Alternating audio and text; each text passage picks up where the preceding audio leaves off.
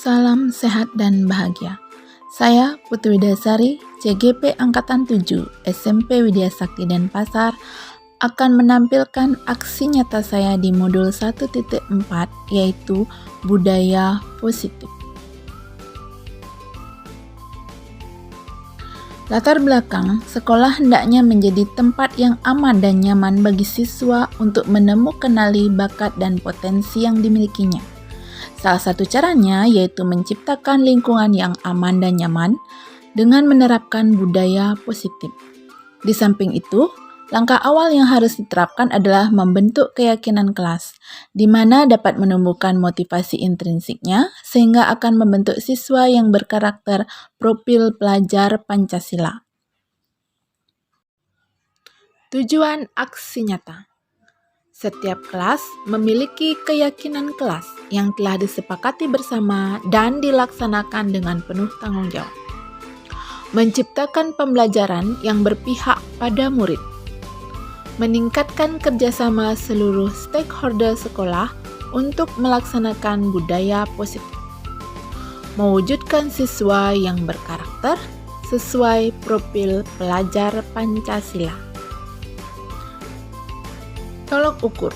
Hal yang menjadi tolok ukur keberhasilan kegiatan ini diantaranya setiap kelas memiliki keyakinan kelas yang mereka yakini bersama, terciptanya lingkungan belajar yang aman, nyaman, dan berpihak pada murid. Murid menerapkan budaya positif secara konsisten. Lini masa tindakan. Berkoordinasi dengan kepala sekolah tentang pentingnya penanaman budaya positif serta meminta izin untuk melakukan pengimbasan kepada rekan sejawat. Membuat keyakinan kelas bersama wali kelas dan warga kelas. Melakukan pengimbasan terhadap rekan sejawat tentang budaya positif dan bersama-sama berkolaborasi menerapkan budaya positif di lingkungan sekolah.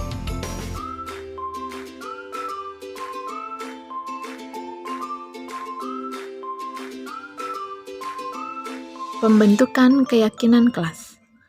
Saya membentuk keyakinan kelas di kelas saya dengan cara mempersilahkan murid untuk mengeluarkan ide-ide atau pendapatnya tentang keyakinan yang perlu disepakati di kelas. Kemudian siswa tersebut menuliskan pada kertas post-it dan menempelkannya di depan di papan tulis. Setelah terdapat beberapa keyakinan kelas dari siswa, kemudian keyakinan itu dikelompokkan dan mengubah kalimat-kalimat bentuk negatif ke bentuk positif.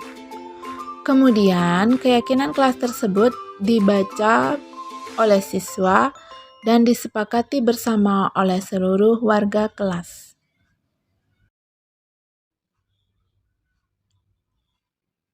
Berikut adalah dokumentasi aksi nyata saya pengimbasan modul 1.4 budaya positif terhadap guru-guru di SMP Widya Sakti Denpasar. Selamat menyaksikan. Acara diseminasi dari calon guru penggerak tentang budaya positif tahun 2023 di SMP Widya Sakti Denpasar segera dimulai. Om Swastiastu. Assalamualaikum warahmatullahi wabarakatuh. Om Namo Buddhaya. Salam, selamat siang dan salam sejahtera untuk kita semua. Yang terhormat Bapak Kepala Sekolah SMP Widya Sakti Denpasar, yang saya hormati Ibu calon guru penggerak SMP Widya Sakti Denpasar, beserta Bapak Ibu guru dan pegawai SMP Widya Sakti yang sangat kami cintai dan banggakan. Selamat datang, selamat siang Bapak Ibu semua yang berbahagia. Dengan mengucapkan puja dan puji syukur kehadapan Ida Sang Yang Widi Wasa, Tuhan Yang Maha Esa, yang telah memberikan kenikmatan yang tidak terhingga, sehingga pada kesempatan berbahagia ini kita bersama-sama dapat berkumpul di tempat ini dalam keadaan selamat dan sehat walafiat untuk bersama-sama mengikuti diseminasi dari calon guru penggerak di SMP Widya Sakti Denpasar tahun 2023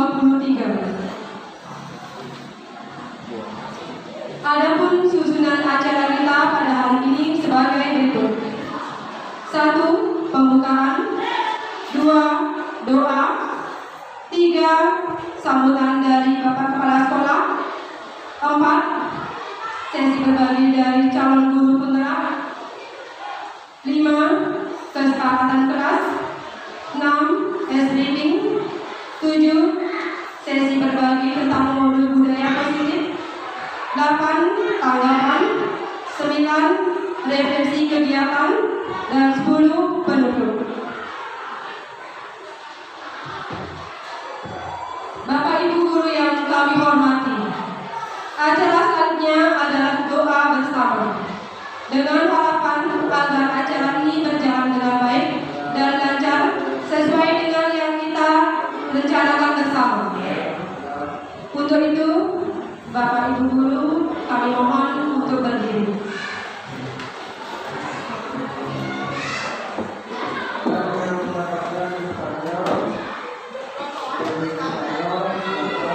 Marilah Bapak Ibu guru kita berdoa menurut agama dan kepercayaan masing-masing. Berdoa mulai.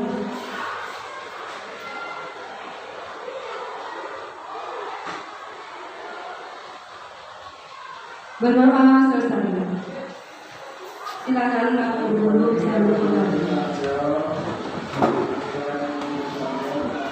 Bapak Ibu guru yang berbahagia, acara selanjutnya kami mohon kepada Bapak Kepala Sekolah SMP Widya Sakti Denpasar untuk memberikan sambutannya. Untuk itu kami persilakan.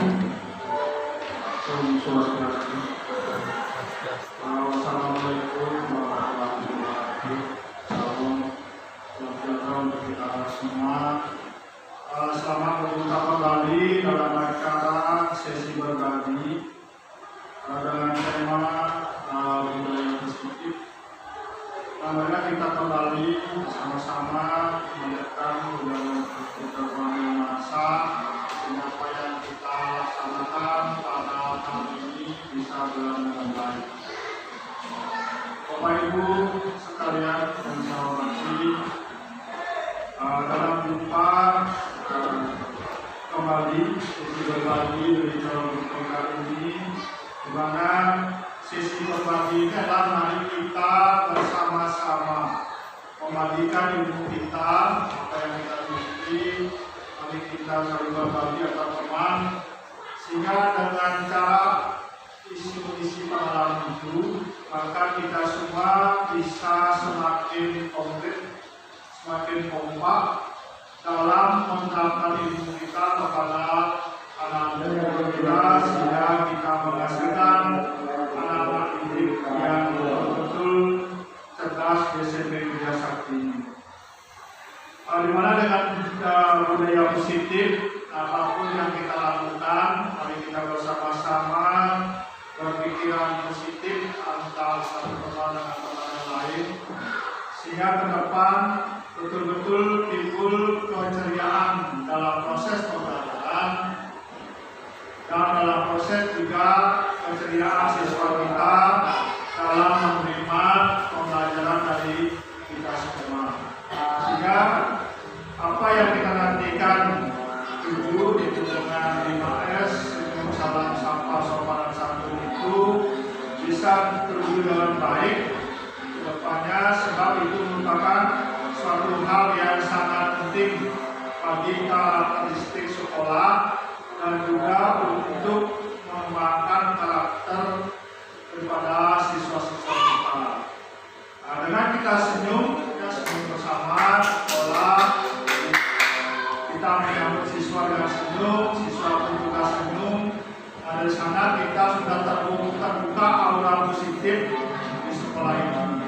Ya, itu menyapanya dengan selamat pagi, selamat siang, selamat sore, dengan Swastiastu.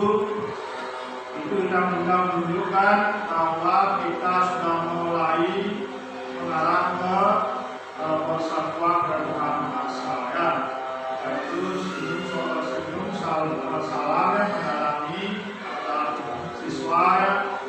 Sekarang sudah bisa saling mendalami, mari kita lakukan hal itu. Yaitu sopan, mari kita berikan tatanan, kesopanan, bertata krama, berbicara, berlaku pada siswa kita ya. Yaitu santun kita berbicara yang santun, yang baik terhadap sesama. Mungkin itu yang ditetapkan dalam hal ini, sebab tujuan guru penggerak ini tujuannya adalah supaya guru itu bisa mengelola kelas dengan baik. Ya, mudah nantinya guru penggerak ini setelah menjadi guru penggerak bisa betul-betul mengelola kelas dengan baik. Ya, sebab kalau guru lama dan buyar dan lainnya guru lama itu sudah diajarkan budaya pendidikan SPG. Sekarang hal itu sangat minim di universitas. Kalau itu mungkin dengan ada hal itu perlu mungkin adanya guru penggerak yang nantinya adalah bagaimana guru itu bisa mengelola kelas dengan baik. Nah, mari kita dukung bersama kegiatan ini bersama-sama.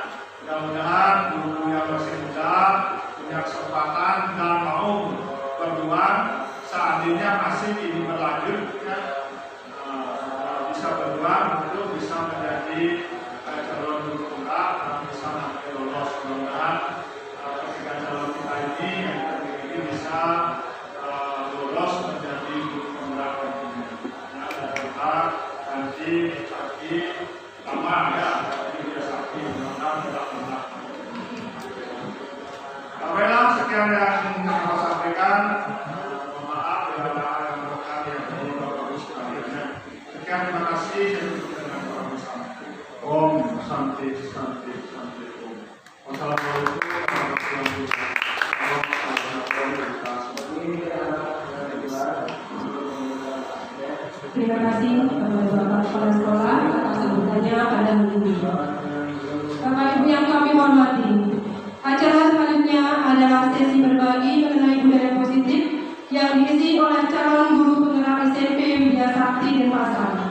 Kepada calon guru penggerak kami persilahkan.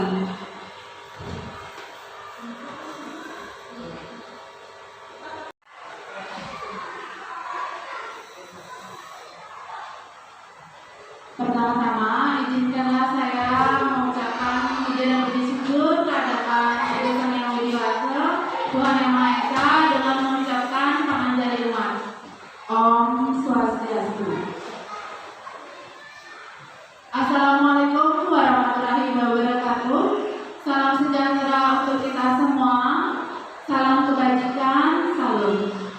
Selamat siang Bapak Ibu guru yang ada di sini. Terima kasih yang sebesar-besarnya saya ucapkan kepada Bapak Kepala Sekolah SMP Widya Sakti Denpasar atas dukungannya dan waktunya. Begitu juga Bapak Ibu guru sekalian yang saya sita waktunya di sini untuk saya ajak berbagi pemahaman modul tentang budaya positif. Sebelumnya izinkan saya memperkenalkan diri. Saya di sini Putu Widasari selaku calon guru penggerak angkatan 7 SMP Widya Sakti Denpasar.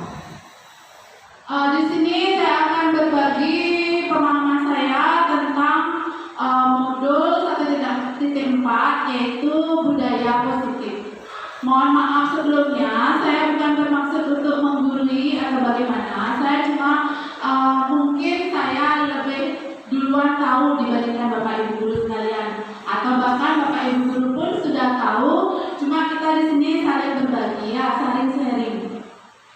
Tujuan kegiatan kita kali ini yang pertama adalah berbagi pemahaman mengenai topik-topik budaya positif. Kemudian yang kedua, mengajak rekan guru untuk menerapkan budaya positif di lingkungan sekolah kita. Selanjutnya, saya juga ingin kerjasama dari Bapak Ibu guru semua untuk sama-sama kita menggalakkan budaya 5S, senyum, salam, sapa, sopan, santun, di mana 5S ini memang sudah kita terapkan dari dulu, cuma belum konsisten dan belum merata di semua siswa. Jadi kita ingin bersama-sama menggalakkan budaya 5S ini di lingkungan sekolah kita. Tujuan berikutnya yaitu mengajak rekan guru untuk membuat keyakinan kelas di masing-masing kelas. Terutamanya nanti untuk Bapak Ibu wali kelas yang minta nanti untuk membuat keyakinan kelas di kelas masing-masing. Selanjutnya tentu tujuan kegiatan ini adalah menyelesaikan tugas PPDP, yaitu berupa aksi nyata dalam penyebaran pemahaman budaya positif.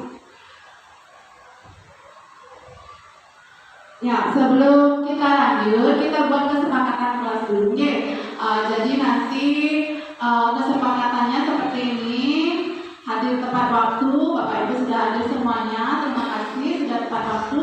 Kemudian jika ingin memberikan tanggapan, masukan ataupun bertanya, bisa angkat tangan sebelumnya. Dan yang minta nanti mengikuti kegiatan ini dari awal sampai akhir. Apa kira-kira seperti itu? Apakah sepakat? Mungkin ada yang ditambahkan? Cukup, terima kasih. Jadi seperti itu kesepakatannya. Nah, sebelum lanjut ke materi, kita ice breaking sebentar ya. Ya, selanjutnya.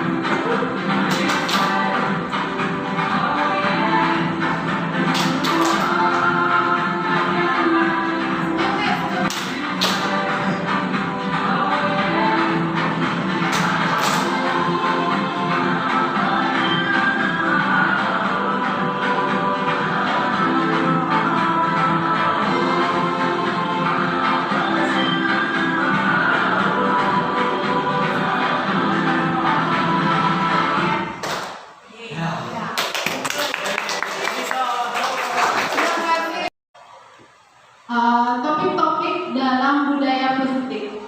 Yang pertama ada disiplin positif dan nilai-nilai kebajikan universal. Kemudian yang kedua, teori motivasi, hukuman dan penghargaan, dan restitusi. Yang ketiga yaitu keyakinan kelas. Topik yang keempat adalah kebutuhan dasar manusia dan dunia berkualitas.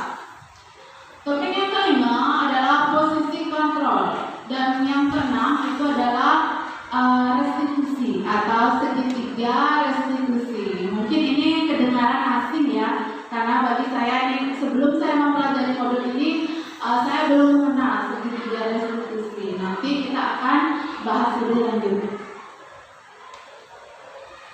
Ya, kita akan awali dengan disiplin positif dan nilai-nilai kebajikan universal.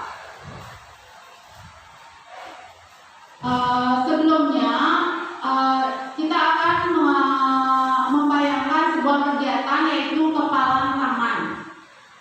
Kita berandai-andai, misalnya ada di tangan Bapak Ibu itu ada sesuatu atau ada benda yang sangat berharga atau suatu rahasia juga bisa.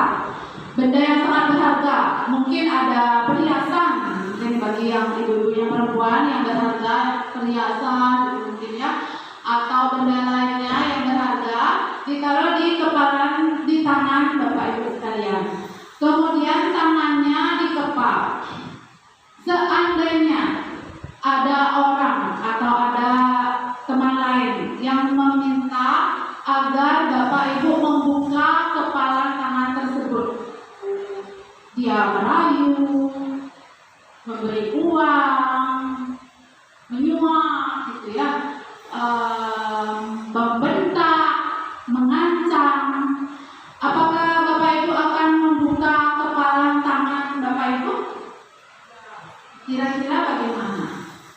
Coba Bu Dwi, kalau disuruh buka, misalnya sesuatu yang berharga ada di tangan Ibu Dwi, disuruh buka oleh temannya, mau Bu Dwi buka apa tidak kepala tangannya?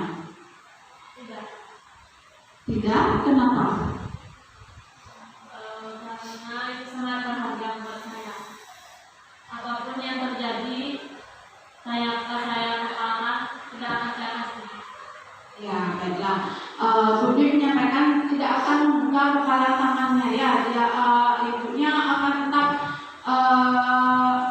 tetap teguh pada pendiriannya, tidak akan membuka. Walaupun dikasih uang kok 1 miliar misalnya, tidak juga ya, tangannya tetap ditutup. Nah, sekarang timbul pertanyaan, mengapa Bapak atau Ibu tidak mau membuka kepalan tangan tersebut?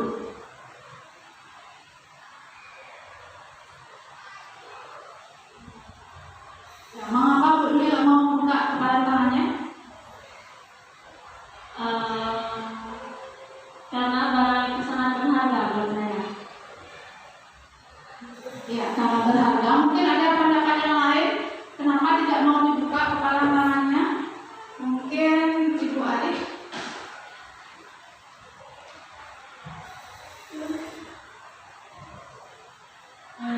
Jika saya membuka kepalan tangan tersebut, maka sesuatu yang berharga itu tidak akan menjadi milik saya lagi, atau bisa saja langsung dirampas oleh orang lain. Iya, alasannya sangat kuat sekali ya. Tidak mau dibuka, tetap tidak mau dibuka ya. Ternyata siapa yang memiliki kontrol untuk membuka dan menutup kepalan itu? Kepalan tangan Bapak Ibu itu siapa yang memiliki kontrol untuk membukanya ataupun menutupnya?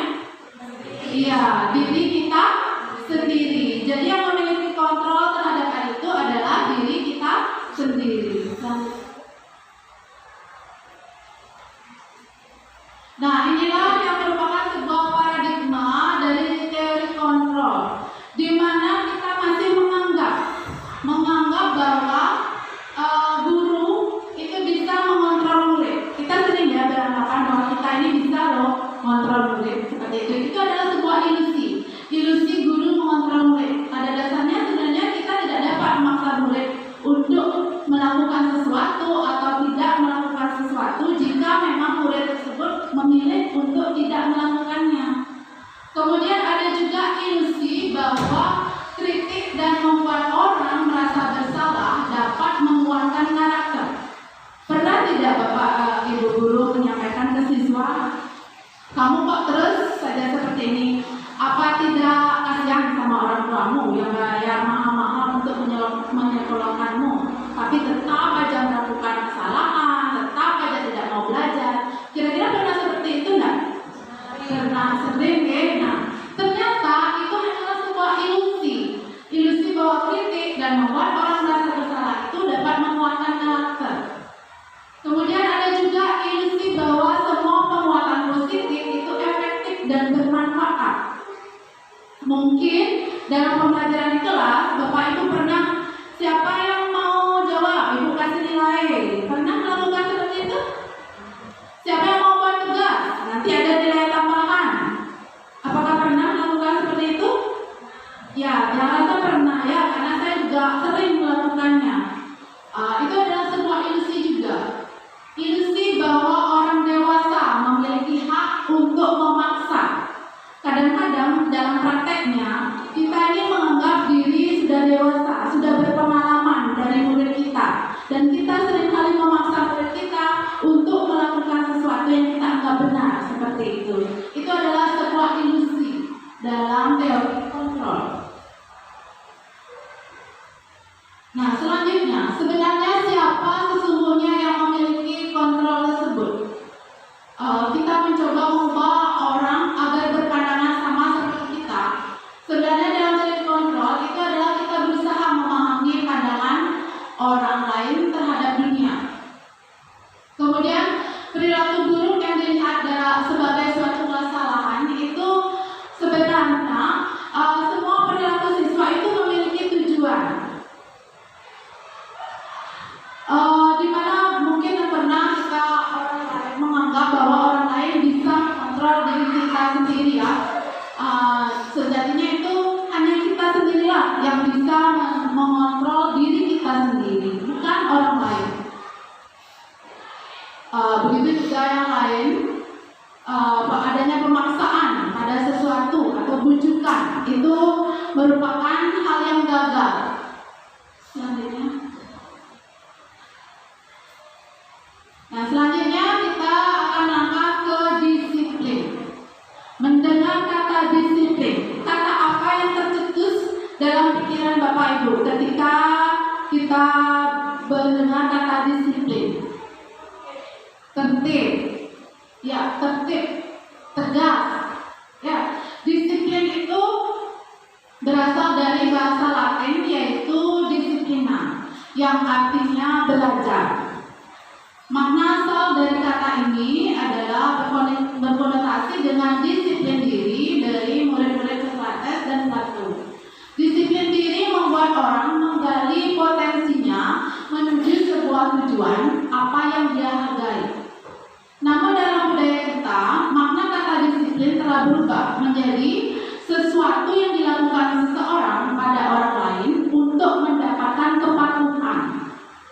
Kecenderungan umum adalah menghubungkan kata disiplin dengan ketidaknyamanan. Kadang-kadang kalau kita bilang disiplin, pasti itu ada sesuatu yang tidak nyaman, ya. Bukan dengan apa yang kita hargai atau pencapaian sesuatu tujuan mulia, bukan. Tapi disiplin itu adalah ketidaknyamanan. Nah, ini adalah nilai-nilai kebajikan universal. Nilai-nilai kebajikan adalah sifat-sifat positif manusia yang merupakan tujuan mulia yang ingin dicapai oleh setiap individu. Nah, Dr. William Glasser dalam teori kontrol menyatakan bahwa setiap perbuatan itu memiliki suatu tujuan. Dan selanjutnya, Diane Goshen mengungkapkan bahwa dengan mengaitkan nilai-nilai yang terbangun sehingga menggerakkan motivasi dari dalam untuk dapat mencapai tujuan mulia yang diinginkan. Nilai-nilai kebajikan kita yang kita inginkan di sini di Indonesia khususnya adalah di mana peserta didik kita, anak-anak Indonesia itu memiliki profil pelajar Pancasila. Ya, itu adalah nilai-nilai kebajikan yang kita yakini. Di antaranya ada apa saja, Bapak Ibu? Beriman dan bertakwa, kemudian berakhlak mulia, mandiri, bernalar kritis, berkebinekaan global, bergotong royong, dan kreatif. Itu adalah nilai-nilai kebajikan universal yang kita miliki. Selanjutnya kita akan menuju ke teori motivasi, hukuman, penghargaan, dan restitusi. Teori motivasi perilaku manusia. Motivasi itu sebenarnya ada dua, yaitu motivasi eksternal dan motivasi internal. Motivasi eksternal itu terjadi untuk menghindari, kadang-kadang untuk menghindari ketidaknyamanan atau hukuman. Apa yang akan terjadi bila saya melakukannya? Apa yang akan terjadi bila saya tidak melakukannya? Nah, itu merupakan motivasi eksternal. Kemudian kadang-kadang ada juga yang melakukan sesuatu untuk mendapatkan imbalan dari orang lain atau dari institusi. Apa yang saya dapatkan apabila saya melakukannya? Nah, itu adalah contoh motivasi eksternal. Sedangkan motivasi internal yaitu motivasi yang datangnya dari dalam diri kita sendiri, yaitu untuk menghargai diri sendiri. Saya akan menjadi orang seperti apa nanti bila melakukannya. Nah, seperti itu adalah motivasi internal, ya, motivasi dari dalam. Selanjutnya, hukum dan penghargaan. Hukum dan penghargaan ini termasuk motivasi ekstrinsik yang datangnya dari luar diri seseorang. Restitusi termasuk motivasi intrinsik. Menurut Alfikon mengatakan bahwa penghargaan sama halnya dengan hukuman. Jadi kalau kita memberikan penghargaan kepada siswa kita, sama halnya kita juga memberikan hukuman. Dalam arti seseorang akan mau melakukan sesuatu hanya karena ingin mendapatkan sesuatu. Ya, misalnya murid kita seperti tadi pernah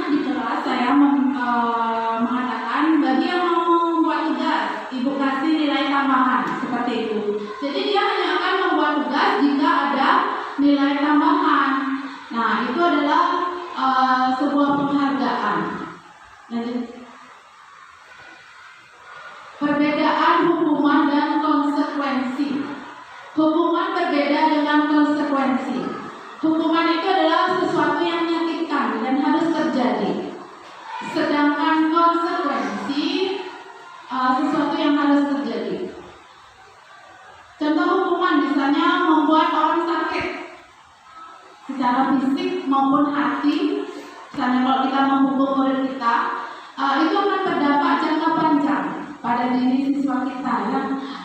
Kita pernah menghukum murid, bisa saja murid itu akan ingat dengan apa yang pernah kita lakukan terhadapnya. Itu bisa membekas sampai lama. Sedangkan kalau konsekuensi akan membuat anak merasa tidak nyaman dalam jangka waktu pendek. Dan hukuman lagi kadang-kadang bisa membuat anak membenci kedisiplinan dan adanya paksaan, mendorong anak untuk menyakiti dirinya sendiri. Anak akan belajar untuk menyembunyikan kesalahan dan marah, rasa bersalah dan dipermalukan, merasa tidak dihargai. Sedangkan konsekuensi nantinya akan menimbulkan anak menghargai disiplin, adanya stimulus dan tanggapan, kemudian mendorong anak agar mudah menyesuaikan diri, konsep diri yang baik, dan akan terjadi anak akan belajar untuk mematuhi peraturan. Selanjutnya, beberapa dampak dari memberikan penghargaan. Yang pertama ada pengaruh jangka pendek dan pengaruh jangka panjangnya jika kita memberikan penghargaan kepada murid kita. Seperti tadi, misalnya kita memberikan nilai tambahan kepada siswa yang mau mengerjakan tugas, itu akan ada pengaruh jangka pendek dan jangka panjangnya. Kemudian kadang-kadang penghargaan itu juga bisa merusak hubungan. Misalnya kita memberikan penghargaan kepada si A, bisa jadi si B yang tidak kita kasih penghargaan merasa iri, merasa cemburu terhadap temannya. Nah, itu akan merusak hubungan antar teman. Terus penghargaan juga bisa mengurangi motivasi intrinsik. Penghargaan menurunkan kualitas dan penghargaan juga bisa mengurangi ketepatan. Selanjutnya. Nah, kita akan lanjut ke restitusi. Apa itu restitusi? Restitusi adalah proses menciptakan kondisi bagi murid untuk memperbaiki kesalahannya. Jadi kita ajak murid untuk menyadari dan memperbaiki kesalahannya, sehingga mereka bisa kembali pada kelompok mereka dengan karakter yang lebih kuat. Ya. Restitusi ini juga merupakan proses kolaboratif yang mengajarkan murid untuk mencari solusi tersendiri dari masalah yang dia hadapi. Jadi dia sendiri akan memecahkan masalah. Jika dia memiliki masalah, ketika kita mengadakan restitusi, maka murid akan ikut untuk mencari solusi terhadap masalah yang dia hadapi. Dan membantu juga murid untuk berpikir tentang orang seperti apa yang dia inginkan dan bagaimana mereka akan memperlakukan orang lain.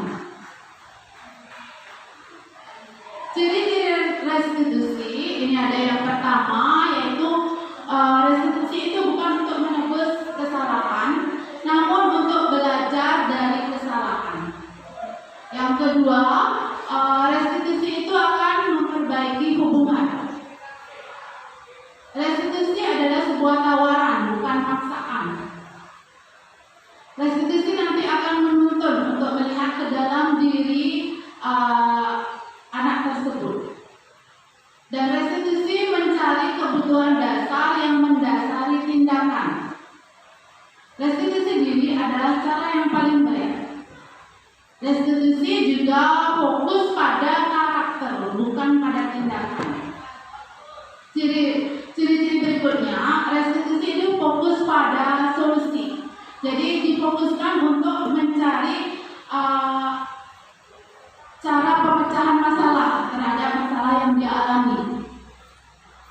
Kemudian yang terakhir, ciri restitusi adalah mengembalikan anak yang berbuat salah kepada kelompoknya dengan karakter yang lebih kuat tentunya ya. Selanjutnya, nah kita lanjut dengan topik keyakinan kelas. Mengapa disebut keyakinan kelas, bukan peraturan kelas? Kita semua sudah punya peraturan kelas kan, Bapak Ibu? Ya. Sekarang kita akan membuat keyakinan. Mengapa keyakinan kelas? Sebelum lanjut ke keyakinan, saya juga akan ajak Bapak Ibu untuk membayangkan kita ini di Indonesia memiliki peraturan harus menggunakan helm saat mengendarai sepeda motor. Ya, apakah Bapak Ibu akan memakai helm saat mengendarai sepeda motor? Ya. Kalaupun tidak ada peraturan, apakah tetap Bapak Ibu akan menggunakan helm? Misalnya naik motor siang hari panas, gitu ya. Tetap juga Bapak Ibu memakai helm walaupun tidak ada peraturan? Tetap. Ya. Kira-kira mengapa seperti itu? Mengapa mau aja pakai helm walaupun tidak ada peraturan memaksa? Untuk menghindari panas dan juga demi kesehatan, ya, kepanasan. Terima kasih Bu. Iya benar ya, untuk supaya tidak kepanasan. Jadi ini alasannya kesehatan, keselamatan. Kemudian saat COVID juga ya, sekarang masih ada peraturan 3M, menggunakan masker, mencuci tangan, menjaga jarak 1,5 meter.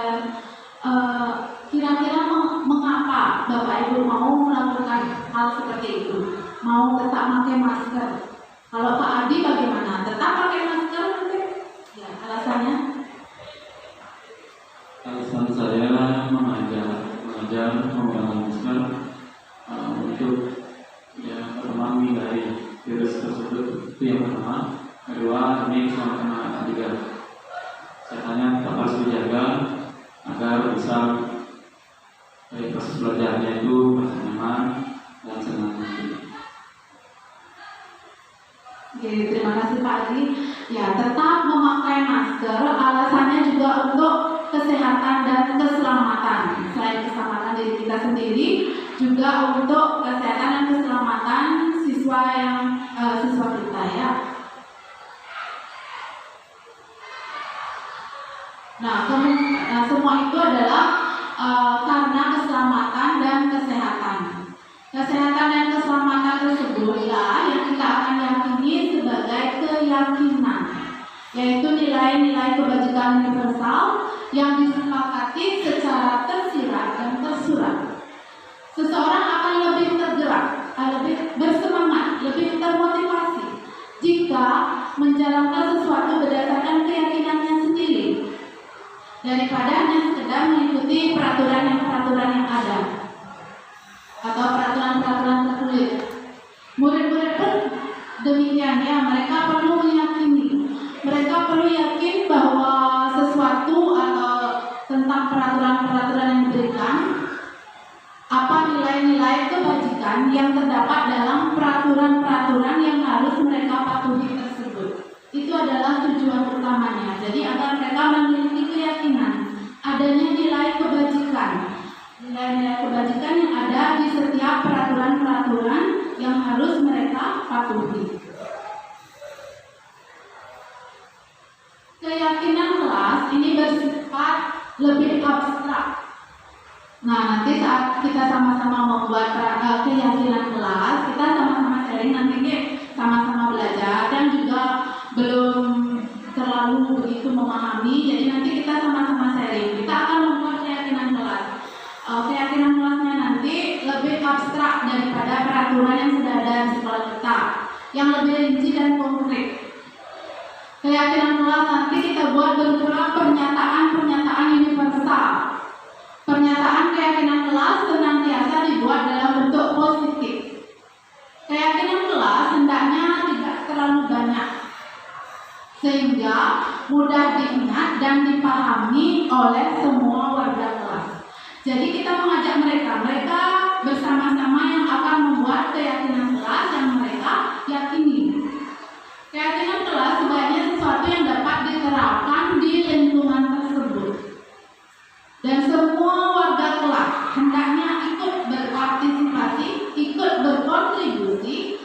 dalam pembuatan keyakinan kelas. Lewat nanti kita buat kegiatan curah pendapat. Ya, kita tampung semua pendapat siswa, apapun pendapat mereka, kita tampung. Kita ajak bersama-sama agar mereka mau mencurahkan pendapatnya, sehingga nanti kita akan ajak bersama-sama untuk membuat keyakinan kelas bersama. Nah, keyakinan kelas itu juga bersedia ditinjau kembali dari waktu ke waktu. Mungkin ada perubahan, nah itu ditinjau kembali. Nah, ini contoh perbedaan antara peraturan dan keyakinan kelas. Misalnya, kalau peraturannya selalu kembalikan buku ke tempatnya, kita akan buat keyakinan kelas yang lebih abstrak, lebih rinci, atau lebih singkat yang menuju pada sebuah keyakinan nilai kebajikan. Kira-kira kita akan buat apa di keyakinan kelasnya? Selalu kembalikan buku ke tempatnya. Berarti itu nilai kebajikannya kira-kira apa? Kembalikan buku ke tempatnya. Kita bisa buat keyakinan kelasnya berupa kalimat seperti apa kira-kira supaya masuk ke nilai kebajikan. Atau mungkin dilarang mengganggu orang lain. Kira-kira keyakinan kelasnya seperti apa? Hadir di sekolah 15 menit sebelum pelajaran dimulai. Nilai kebajikan apa yang bisa kita ambil dari peraturan kelas itu supaya mereka bisa meyakininya? Dilarang melakukan kekerasan, dilarang menggunakan narkoba bergantian atau menunggu giliran. Nah, dari semua peraturan itu mungkin Bapak Ibu bisa buat salah satu keyakinan kelas. Kira-kira apa kalimatnya supaya cocok dengan keyakinan kelas dan menyangkut ke nilai-nilai kebajikan. Mungkin Bu Erni ya. Kembalikan buku tempatnya, tanggung jawab siswa.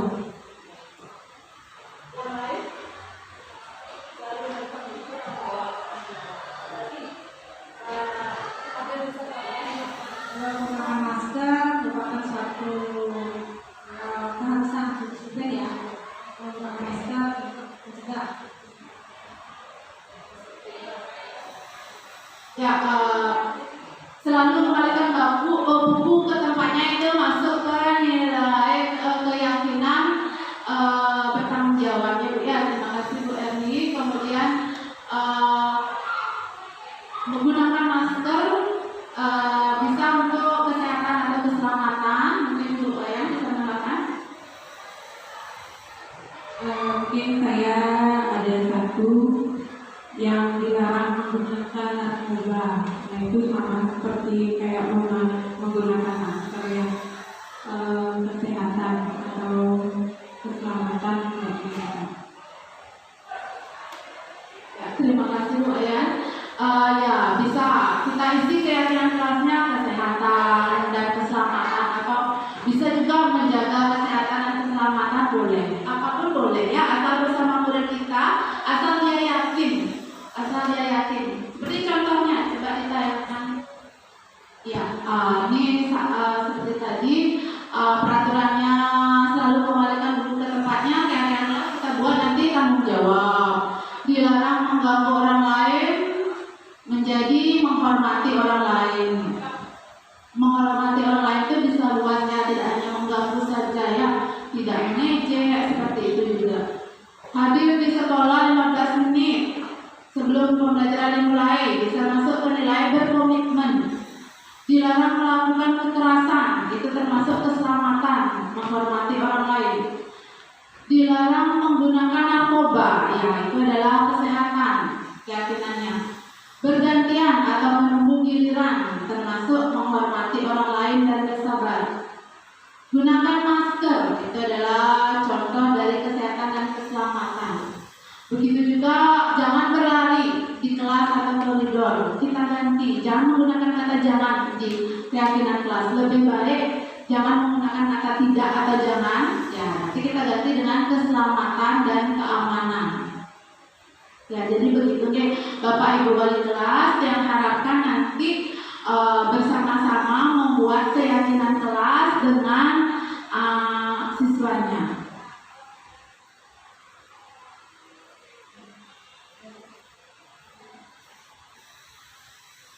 Nah, ini contoh saya ketika membuat keyakinan kelas di kelas 7D. Pertama, saya ajak mereka untuk mengingat kembali peraturan sekolah dan membuatnya di kertas post-it. Kemudian banyak sekali ya yang saya dapatkan peraturan, misalnya mengerjakan tiket, datang tepat waktu, seperti itu yang mereka tulis di kertasnya. Kemudian kertas post-it itu ditempelkan di depan, dan dari kertas itulah saya pilah kembali, saya pilah-pilah dan kelompokkan. Jika ada yang sama, misalnya ada yang sama menyangkut disiplin waktu, saya kelompokkan. Ada yang sama yang berhubungan dengan tanggung jawab membuat tugas yang seperti itu, saya kelompokkan ke bagian bertanggung jawab dan lain-lain, sehingga kita dapatkan sebuah keyakinan kelas bersama, yaitu ini keyakinan kelas yang telah diyakini oleh kelas 7D. Yang pertama ada disiplin waktu, kemudian melaksanakan tugas dengan tanggung jawab, bekerja sama demi ketertiban kelas. Nah, mereka yakin mereka mau bekerja sama untuk menjaga ketertiban kelasnya, jadi saya buat seperti itu. Kemudian beriman dan bertakwa, saling menghargai dan menghormati, dan lagi satu, mereka sama-sama yakin bahwa mereka akan saling senyum, saling sapa, salam, dan menjaga sopan santun dengan teman dan dengan orang lain. Nah, itu keyakinan yang mereka telah sepakati. Meskipun keyakinan itu memang agak sulit ya untuk menerapkannya, tapi semuanya butuh proses dan waktu ya. Lama-kelamaan pasti mereka akan menyadari bahwa keyakinan itu harus mereka lakukan. Ya, selanjutnya kita akan lanjut ke 5 kebutuhan dasar manusia. Kebutuhan dasar manusia ada 5. Yang pertama adalah kebutuhan untuk bertahan hidup. Kebutuhan untuk bertahan hidup adalah kebutuhan yang bersifat fisiologis. Untuk bertahan hidup misalnya demi kesehatan, rumah, dan makanan. Kebutuhan yang selanjutnya adalah kebutuhan akan kasih sayang dan rasa diterima. Kebutuhan untuk disayangi dan diterima meliputi kebutuhan akan hubungan dan koneksi sosial, kebutuhan untuk memberi dan menerima kasih sayang, dan kebutuhan untuk merasa menjadi bagian dari suatu kelompok. Contohnya mungkin ada murid kita yang rasanya ada seorang siswa itu dia sering sekali mencari-cari perhatian kita dengan membuat benar. Ada saja yang dilakukan, kesalahan-kesalahan yang dilakukan itu mungkin karena dia kekurangan kebutuhan dari kasih sayang dan rasa diterima, sehingga dia memerlukan perhatian kita dan ingin disayangi oleh kita. Sehingga alasan dia sering sekali membuat kesalahan-kesalahan dan membuat onar agar diperhatikan. Nah, itu Bapak Ibu guru harus juga menyadari bahwa dia memiliki kebutuhan dasar untuk kasih sayang dan rasa diterima. Selanjutnya ada penguasaan. Kebutuhan ini meliputi keinginan untuk dianggap berharga, bisa membuat perbedaan, bisa membuat pencapaian, kompeten, diakui dan dihormati. Ada loh siswa yang seperti itu. Dia ingin menjadi seseorang yang dihormati oleh teman-temannya. Kemudian ini meliputi keinginan untuk meninggalkan pengaruh. Anak-anak yang memiliki kebutuhan dasar akan penguasaan yang tinggi biasanya selalu ingin menjadi pemimpin. Mereka juga suka mengamati sebelum mencoba hal baru dan merasa kecewa bila melakukan kesalahan. Ya, selanjutnya kebutuhan yang selanjutnya adalah kebutuhan akan kebebasan. Kebutuhan untuk bebas adalah kebutuhan akan kemandirian, otonomi, memiliki pilihan dan mampu mengendalikan arah hidup seseorang.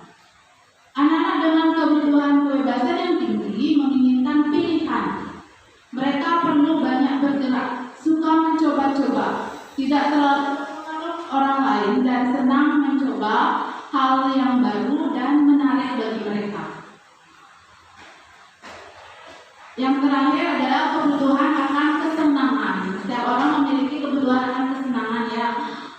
Kebutuhan untuk mencari kesenangan, bermain, dan tertawa. Anak-anak dalam kebutuhan dasar kesenangan yang tinggi biasanya ingin menikmati apa yang dilakukan.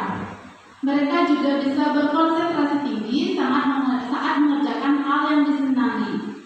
Mereka suka permainan dan suka mengoleksi barang, suka bergurau, suka melucu, dan kadang-kadang mengemaskan.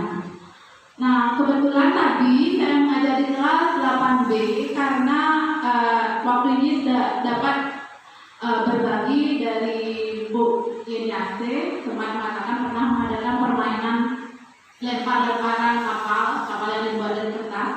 Nah, tadi saya melihat ada anak yang menaruh ada kapal kertas di kelas. Nah, maka saya langsung ada ide untuk mengadakan permainan seperti itu ya. Saya ajak mereka melempar kapal, dan bagi yang mendapatkan kapal itu harus menjawab soal yang diberikan. Ternyata mereka antusiasnya luar biasa sekali. Walaupun mungkin mohon maaf tadi banyak menimbulkan keributan atau mengganggu di kelas sebelah, tapi mereka terlihat sangat antusias dalam membuat atau mengerjakan soal dan tugas yang saya berikan. Ternyata mereka senang, dan bahkan ketika melempar kapalnya agak kurang bagus lemparannya, ada yang membantu membuatkan ulang, dan dia juga mau biar kapalnya itu sampai ke dia, biar bisa dia jawab soal. Seperti itu antusiasnya mereka. Mereka tertarik sekali ternyata, baru diajak bermain. Nah, karena pada dasarnya anak-anak itu memang suka bermain ya. Kodrat mereka masih bermain, anak-anak kita. Jadi kalau ada waktu, kalau ada kesempatan, nanti Bapak Ibu guru bisa sambil mengadakan permainan di kelas ya. Mungkin sudah banyak yang seperti itu. Permainan itu akan menambah motivasi anak-anak untuk belajar, menambah semangat mereka untuk belajar. Selanjutnya kita akan menuju ke topik restitusi, yaitu 5 posisi kontrol. 5 posisi kontrol menurut riset dari teori kontrol Dr. William Glasser dan Gossen berkesimpulan ada 5 posisi kontrol yang diterapkan oleh seorang guru, orang tua maupun atasan dalam melakukan kontrol. Nah, posisi kontrol ini mungkin pastinya pernah kita lakukan ya, salah satunya atau mungkin kelimanya itu pernah kita lakukan ketika kita menghadapi siswa kita. Yang pertama ada posisi kontrol menghukum, yang kedua ada pembuat rasa bersalah, yang ketiga posisi sebagai teman, yang keempat yaitu pemantau, dan yang kelima posisi kontrol manager. Ya, berikut penjelasannya. Penghukum. Seorang penghukum bisa menggunakan hukuman fisik atau verbal. Orang-orang yang menjalankan posisi penghukum senantiasa mengatakan bahwa sekolah memerlukan sistem atau alat yang dapat lebih menekan murid-murid lebih dalam. Guru-guru yang menerapkan posisi penghukum kadang-kadang menggunakan kata-kata seperti ini: patuhi aturan. Kemudian kamu selalu saja salah, selalu kamu saja yang salah, selalu aja, dan selalu kamu yang paling terakhir selesai. Kadang-kadang seperti itu. Guru seperti ini senantiasa percaya bahwa ada satu cara pembelajaran bisa berhasil, yaitu dengan cara guru itu sendiri. Peserta didik disiplin karena takut dihukum, bukan karena kesadarannya sendiri. Pernah tidak di antara Bapak Ibu mengambil posisi kontrol sebagai penghukum ketika saat pelajaran? Pernah? Bu Wayan pernah, bisa berbagi sedikit? Ya, kalau dilihat dari kata-kata yang ditulis tadi, yang dijelaskan tadi, ya mungkin pernah ya kita mungkin kalau anak-anak sudah kelewatan atau sering melakukan kesalahan karena orang yang sama, ya keluarlah kamu aja bikin masalah, mungkin pada saat itu berarti saya atau mungkin kita juga berada di posisi sebagai penghukum, dan saya baru mengetahui, baru menyadari saat ini. Ya, ketika di lapangan memang seperti itu ya, secara refleks kita bisa mengambil posisi sebagai penghukum dengan kata-kata yang seperti itu, karena mungkin itu sesuatu yang secara tidak sengaja kita ucapkan ketika berhadapan dengan murid dengan situasi emosional kita terhadap murid tersebut, maka bisa kita mengambil posisi sebagai penghukum. Bahkan saya pun sering juga mengambil posisi sebagai penghukum ini karena saking kesalnya dengan seorang anak yang tidak bisa dikasih tahu. Kadang saya mengambil terus terang saja, kadang saya mengambil posisi sebagai penghukum. Selanjutnya posisi kontrol yang kedua yaitu membuat orang merasa bersalah. Nah, pada posisi ini biasanya suara guru lembut. Membuat orang merasa bersalah akan menggunakan keheningan, suasana hening, dan membuat orang merasa tidak nyaman, merasa bersalah atau rendah diri.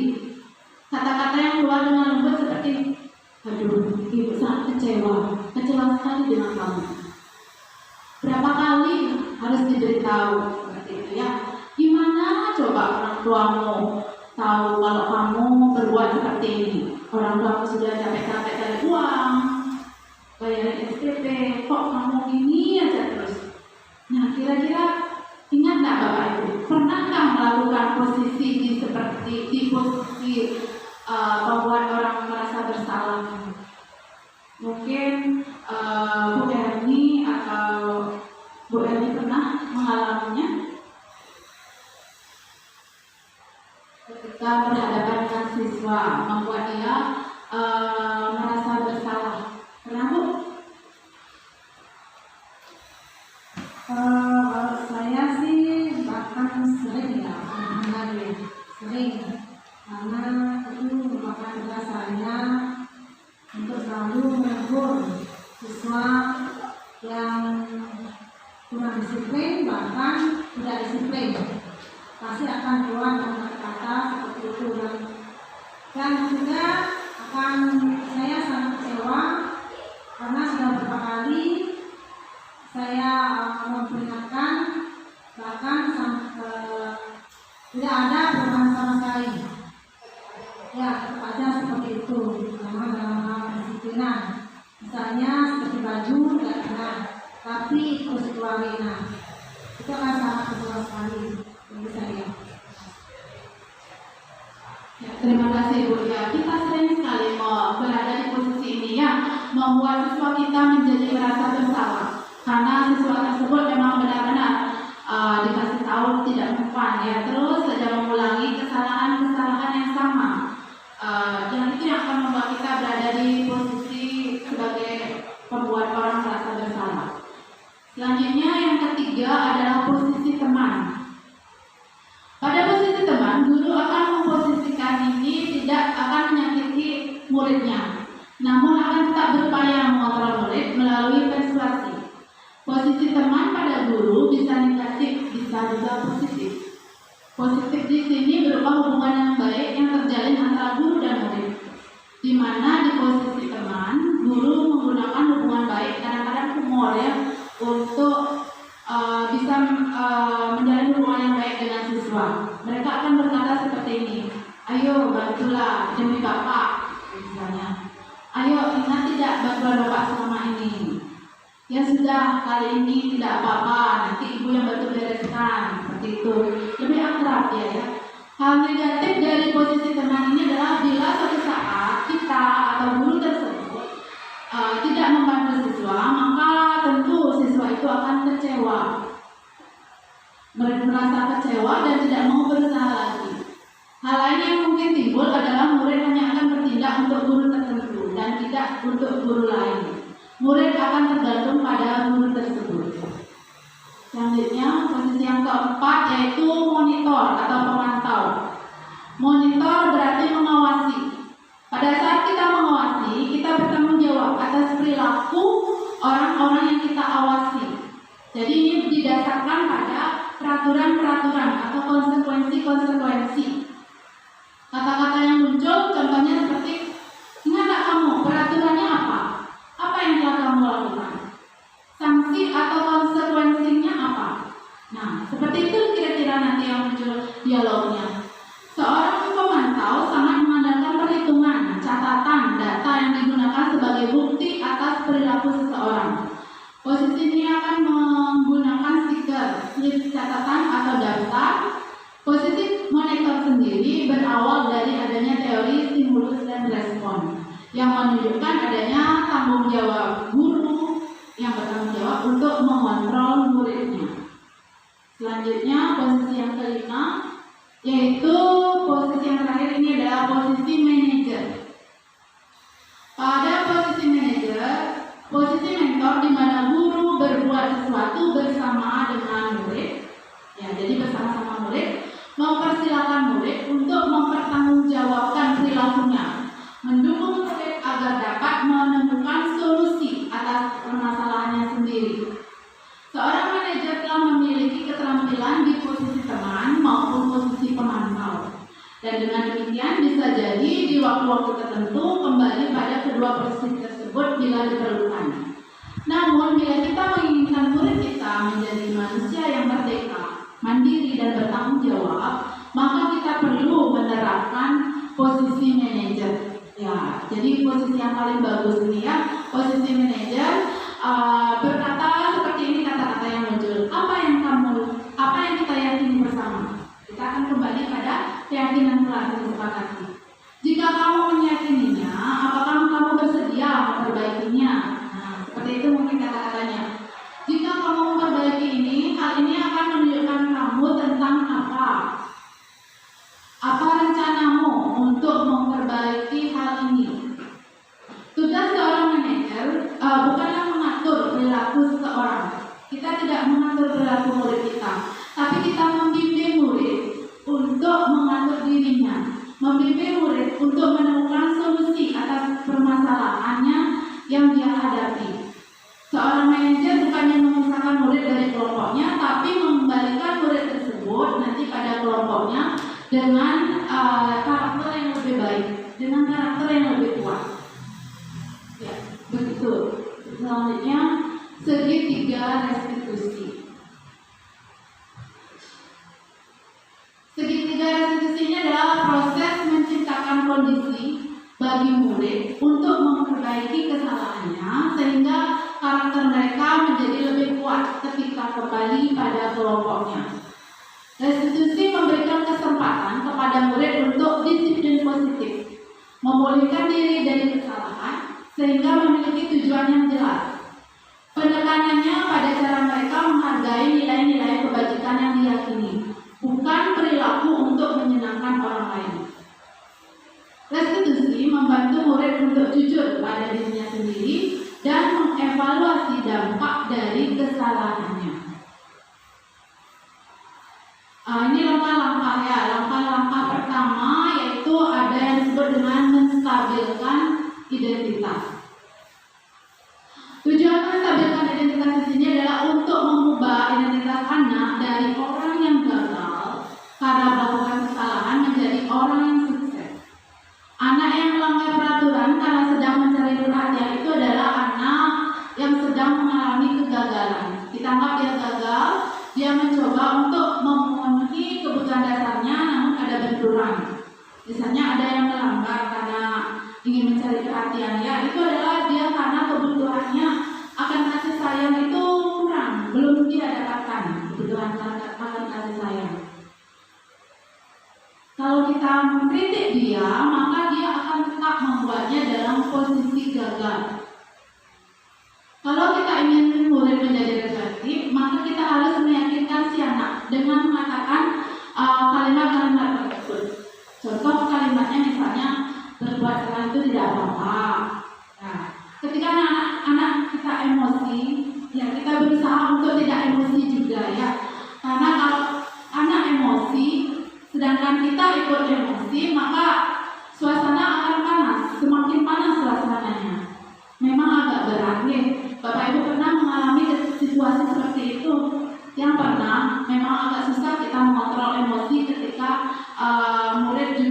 melakukan kesalahan dan emosi juga. Tapi hendaknya kita bisa untuk menahan diri. Kita coba dulu untuk menstabilkan identitasnya dengan melakukan hal-hal seperti ini. Saya bilang kepada dia, tidak ada loh manusia yang sempurna. Ibu juga pernah dulu seperti itu ketika masih seusiamu, gitu misalnya ya. Kita ajak dia untuk menstabilkan identitasnya. Kita bisa selesaikan ini.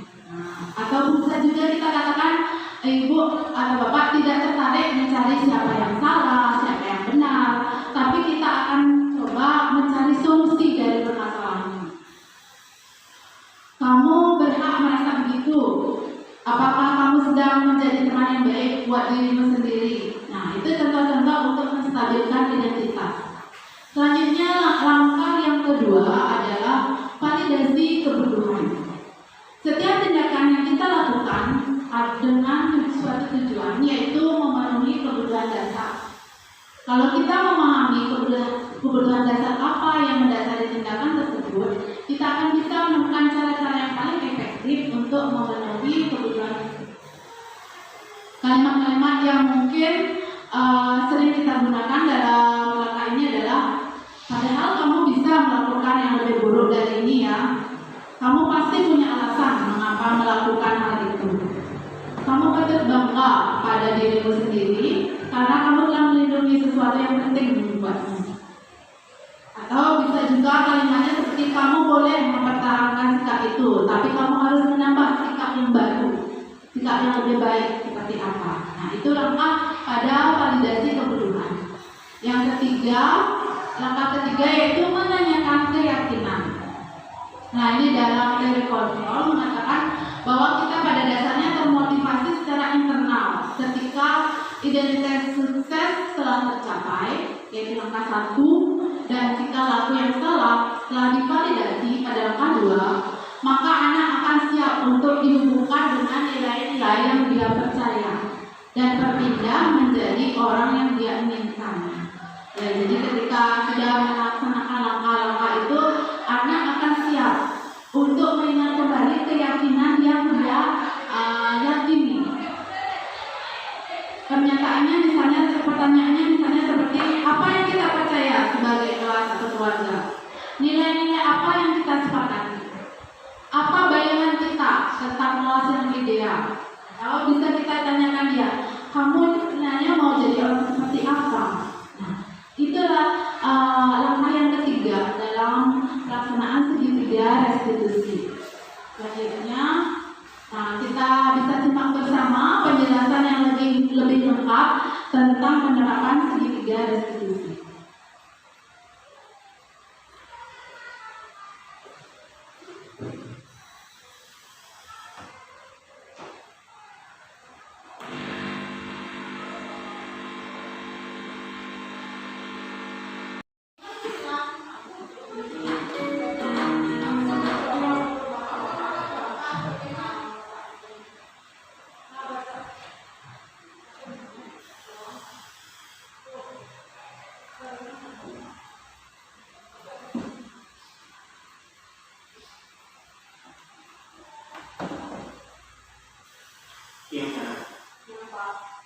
Sudah lama nggak bisa. Kenapa ada dari situ? Kesel pak, kesel banget.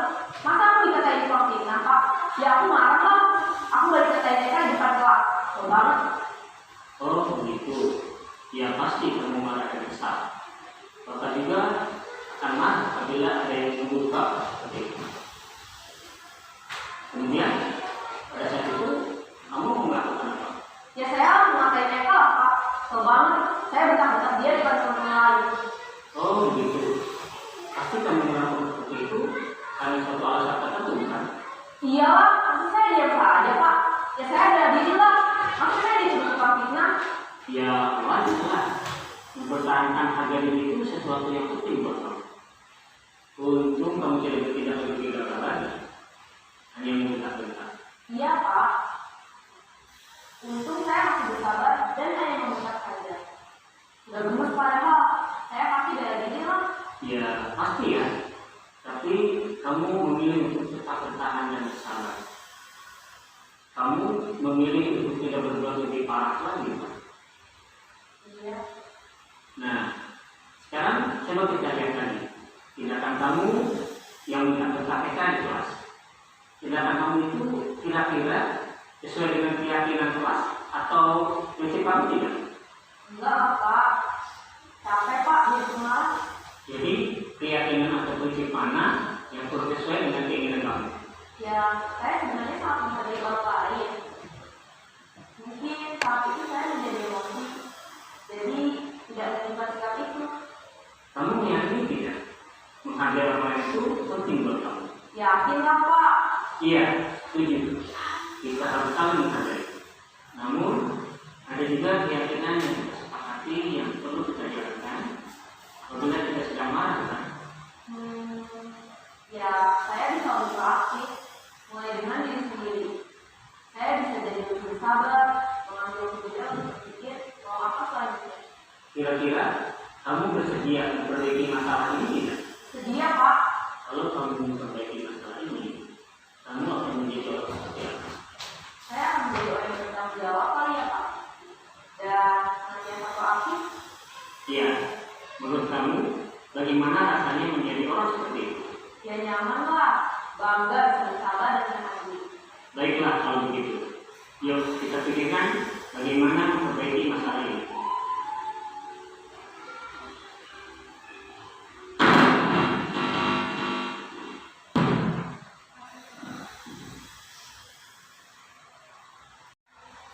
Baiklah, Bapak Ibu guru sekalian, setelah tadi kita lihat bersama contoh penerapan segitiga restitusi, dan setelah tadi saya saling berbagi tentang budaya positif, saya minta sekarang bagaimana tanggapan dari Bapak Ibu semua setelah mendapatkan pemaparan tentang budaya positif itu. Apa yang Bapak Ibu bisa tangkap dari penjelasan saya tadi? Mungkin Pak Adi yang minta bantuannya bagaimana tanggapannya. Baik, terima kasih atas waktu dan kesempatannya. Tanggapan saya mengenai penjelasan tadi, yaitu singkat saja, bagaimana sebaiknya kita memecahkan suatu masalah. Misalnya ada suatu masalah apapun itu, kita harus bisa menyikapinya dengan baik. Permasalahan apapun itu, mana yang kita pilih dulu, kita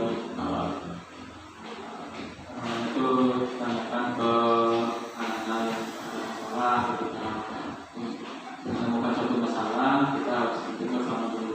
Kita harus terus mengambil di sana, bukan masalah aturannya, agar tidak terjadi kesalahpahaman nantinya. Oke, baik, terima kasih Pak Adi. Ya, seperti itu ya. Jadi kita harus lebih mengontrol diri ya ketika menghadapi permasalahan bersama siswa kita. Memang kalau prakteknya di lapangan dengan situasi di lapangan mungkin agak berbeda.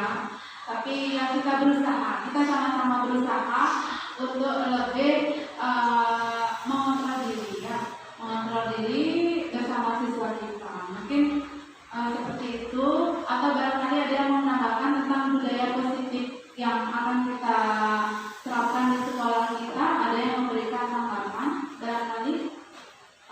Ibu barangkali ada tanggapan tentang budaya positif, bagaimana tentang penerapannya di sekolah kita.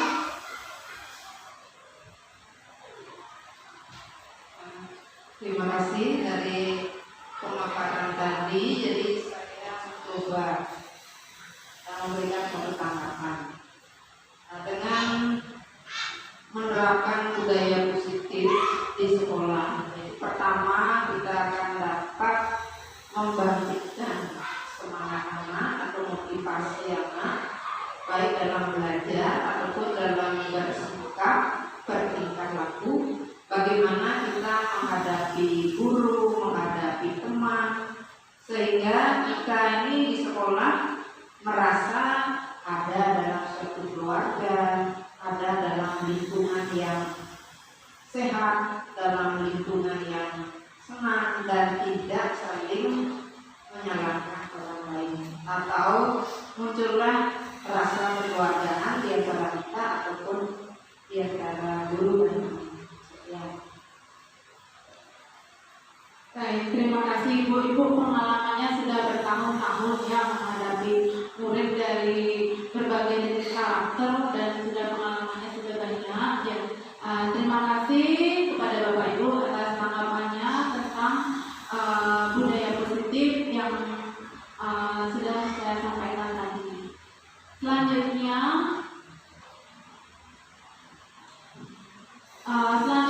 kita akan mengadakan refleksi nanti yang minta Bapak Ibu semua untuk mengisi link yang akan saya share di WA grup guru ya, WA grup kita. Nanti minta tolong diisi di sana refleksinya bagaimana tentang sesi berbagi hari ini. Nanti akan saya share linknya di WA grup. Nah, demikianlah pemaparan singkat saya tentang budaya positif. Mudah-mudahan budaya positif ini kita bisa saling bersama-sama, berkonsisten dan bekerja sama untuk meningkatkan budaya positif dan menerapkan budaya positif di lingkungan sekolah kita, sehingga nantinya akan bisa meningkatkan kualitas siswa kita, meningkatkan kualitas sekolah kita, ya, supaya sekolah kita menjadi yang lebih baik. Ya, terima kasih atas waktu yang telah diluangkan Bapak Ibu semuanya. Mohon maaf jika ada kata-kata saya kurang berkenan. Untuk selanjutnya saya tidak henti-hentinya minta bantuan dari Bapak Ibu sekalian dalam kesempatan ini karena sudah menghadiri kegiatan diseminasi pengetahuan budaya.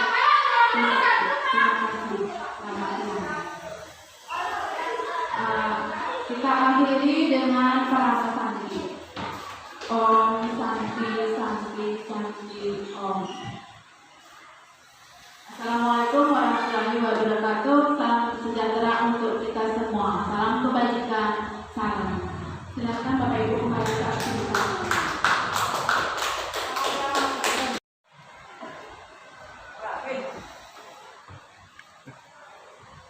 Kami mohon kepada Bapak Ibu Guru untuk mengisi link Google Form sebagai refleksi yang sudah dibagikan di grup guru. Dengan melakukan refleksi ini, berakhirlah pula acara pada hari ini. Saya sebagai pembawa acara seluruh keluarga besar SMP Widya Sakti Denpasar, mohon maaf yang sebesar-besarnya apabila dalam penyelenggaraan acara ini ada hal yang tidak berkenan di hati Bapak Ibu Guru sekalian, baik disengaja atau tidak disengaja, dan untuk itu kami ucapkan banyak terima kasih atas perhatian Bapak Ibu hadirin sekalian. Akhir kata, perkenankanlah kami mengajukan para wasanti. Om Santi Santi Santi Om. Wassalamualaikum warahmatullahi wabarakatuh. Om Namo Buddhaya. Salam kebajikan. Selamat siang, salam sejahtera bagi kita semua.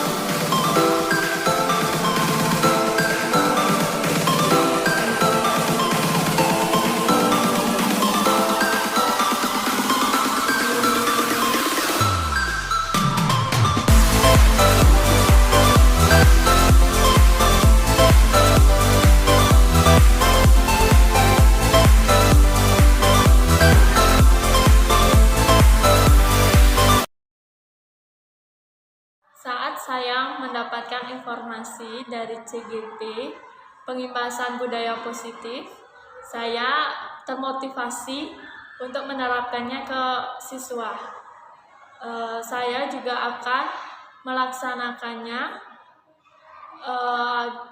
agar tercipta. Saya juga akan melaksanakan budaya positif tersebut agar terciptanya lingkungan yang positif serta sekolah semakin meningkat.